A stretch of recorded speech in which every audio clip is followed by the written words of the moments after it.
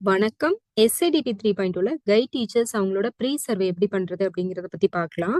Pre survey பண்றதுக்கு தேவையான details என்னன்னா, வெப்சைட்டோட URL www.editn.in/sidpmain.html அப்படிங்கிற வெப்சைட்ல தான் பண்ண போறோம். இதுக்கு கைட் டீச்சரோட இமெயில் அட்ரஸ், ரெஜிஸ்டர் பண்ண இமெயில் அட்ரஸ் அண்ட் பாஸ்வேர்ட் இதை நோட் பண்ணி வச்சுட்டு ஸ்டார்ட் பண்ணுங்க.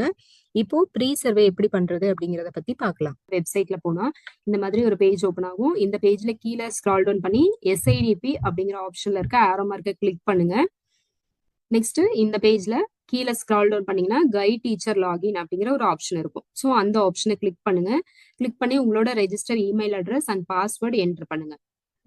என்டர் பண்ணி சைன்இன் அப்படின்னு கொடுத்தீங்கன்னா உங்களுக்கு இந்த மாதிரி ஒரு பேஜ் வரும். அந்த பேஜ்ல கீழே இருக்க எல்லோ கலர் ஸ்டார்ட் நவ் அப்படிங்கிற ஆப்ஷனை கிளிக் பண்ணுங்க. அந்த ஆப்ஷனை கிளிக் பண்ணதுக்கு அப்புறம் உங்களோட ப்ரீ சர்வே இந்த மாதிரி ஓப்பன் ஆகும். ஸோ ஒவ்வொரு கேள்விகளையும் நல்லா படிச்சதுக்கு அப்புறம் அதுக்கான ஆப்ஷன்ஸ் இருக்கும். ஸோ அந்த ஆப்ஷனை நீங்க கிளிக் பண்ணுங்க. இதே மாதிரி ஒவ்வொரு கேள்வியும் நல்லா படிச்சு புரிஞ்சதுக்கு அப்புறம் அதுல இருக்க 4 ஆப்ஷன்ல ஏதோ ஒரு ஆப்ஷனை கிளிக் பண்ணுங்க. டோட்டலா 12 கொஸ்டின்ஸ் இருக்கும். இந்த 12 கொஸ்டின்ஸையும் நீங்க முடிச்சதுக்கு அப்புறம் சப்மிட் அப்படிங்கிற ஆப்ஷனை கிளிக் பண்ணீங்க அப்படின்னா உங்களோட ப்ரீ சர்வே சக்சஸ்ஃபுல்லி சப்மிட்டட் அப்படிங்கிற இந்த மாதிரி ஒரு பேஜ் ஓபன் ஆகும். அவ்வளவுதான், நீங்க ப்ரீ சர்வேவை கம்ப்ளீட் பண்ணிட்டீங்க.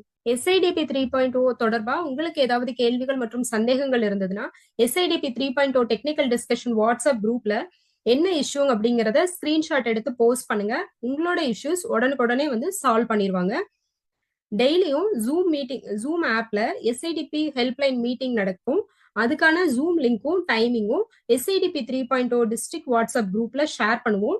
அதை நோட் பண்ணிட்டு உங்களோட கேள்விகள் சந்தேகங்களை மீட்டிங்ல ஜாயின் பண்ணி நீங்க தெளிவுபடுத்திக்கலாம்.